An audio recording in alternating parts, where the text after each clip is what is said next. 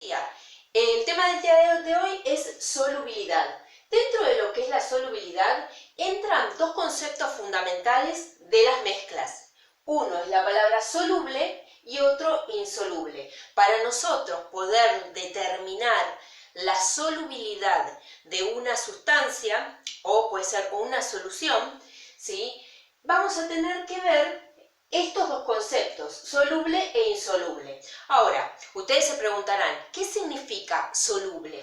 Soluble serían todas aquellas sustancias que cuando están en contacto con otro líquido, ¿sí?, se disuelven, ¿sí?, y van a formar una solución. Si nosotros recordamos, las soluciones eran mezclas homogéneas, ¿sí? Toda solución también la podemos llamar mezcla homogénea. Y las mezclas homogéneas tenían dos elementos fundamentales, que son el soluto y el solvente. Ahora, ¿qué es lo que se disuelve? ¿Sí? Para saber que una solución, por ejemplo, o una sustancia es soluble en otra. Lo que se disuelve es el soluto, o sea, el soluto, que era el elemento que estaba en menor cantidad, ¿sí?, es el que se disuelve. Y la sustancia que disuelve o permite diluir se llama solvente, ¿sí? O a veces también lo llamamos disolvente. O, por ejemplo, en el caso de una solución de agua y azúcar, ¿sí?, el soluto es el azúcar y el agua es el disolvente o el solvente. De las dos maneras está bien dicho. Ahora, el azúcar, ¿sí?, es soluble en el agua, o sea que se puede disolver en agua.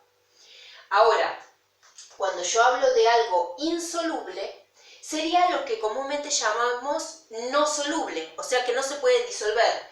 Sería la sustancia que no tiene la capacidad de diluirse o disolverse. Esas vendrían a ser las insolubles. Por ejemplo, el aceite no se puede mezclar con el agua, ¿sí? O sea que no se puede disolver en el agua. Y por lo tanto, cuando no se disuelve, terminamos formando mezclas heterogéneas, ¿sí? Ahora, a partir de acá podemos decir qué elementos son los que pueden afectar a la solubilidad, o sea, que una cosa sea soluble o insoluble. Primero principal, las propiedades de la materia, ¿sí? Porque recordemos que todas las mezclas están formadas por diferentes elementos y esos elementos tienen diferentes tipos de materia. Por eso hablábamos de diferentes tipos de materiales. Siempre estamos volviendo en los temas de materiales. ¿Por qué? Porque necesitamos materiales para formar mezclas, ¿sí? Entonces, ahora, para yo hablar de la solubilidad, que abarca estos dos conceptos, ¿sí?, podemos decir que la solubilidad es afectada por la temperatura, depende del tipo de temperatura tal vez a la cual yo quiero hacer una mezcla, podemos diluirla o no, o sea, puede ser soluble o no. Después, la presión y la naturaleza del soluto y del solvente. O sea, de dónde provengan el soluto y el solvente, eso también va a hacer que una sustancia sea soluble o insoluble, ¿sí? Ahora bien, a partir de acá, ¿sí?, estos dos conceptos eran para poder ver otras características que pueden tener las mezclas, tanto las mezclas homogéneas como heterogéneas. Ahora, si nosotros nos ponemos a recordar, podemos separar que las mezclas homogéneas, que también las podemos llamar soluciones, eran aquellas que yo veía una única fase. Yo veo un solo elemento, en realidad, ¿sí?, una parte sola de la mezcla. En cambio, en una heterogénea yo veía que la mezcla se separaba en diferentes partes y esas partes son las fases y la línea de separación entre ellas sería la interfase, ¿sí? Bueno, ahora vamos a hablar un poquito de mezclas heterogéneas, ¿sí? Yo acá les traigo otro pizarroncito. Por ejemplo, una mezcla heterogénea decíamos que era aquella que tenía varias fases y varios componentes. Ahora, nosotros habíamos hablado, la última clase, que podíamos encontrar diferentes tipos, ¿sí?, de métodos de separación en las soluciones, o sea, en las mezclas homogéneas. Pero también hay métodos de separación de fases de las mezclas heterogéneas, ¿sí?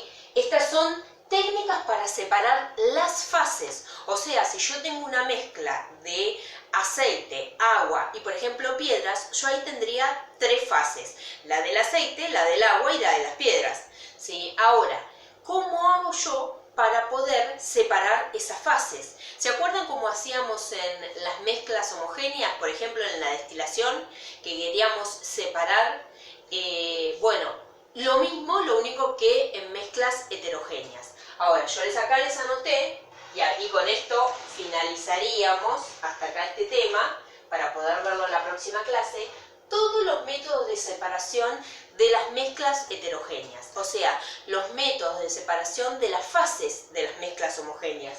Tenemos la tamización, donde se utiliza un tamiz que vendría a ser muy parecido al filtro, pero con agujeritos más gorditos, como si fueran un colador, ¿vieron? Algo similar, después más adelante lo vamos a ver. Después tenemos la filtración, ¿sí? Que ahí ya se utiliza algo más fino para poder filtrar la sustancia. La imantación, que se utiliza un imán, ¿sí? La decantación, que es esperar que las sustancias bajen. Después tenemos la flotación, en este caso esperar que todas las sustancias más grandotas suban a la superficie, ¿sí? Y la centrifugación sería un movimiento centrífugo para poder ir separando los elementos de las mezclas heterogéneas. Pero esto lo vamos a ver en una próxima clase, ¿sí? Cada una de estos métodos de separación.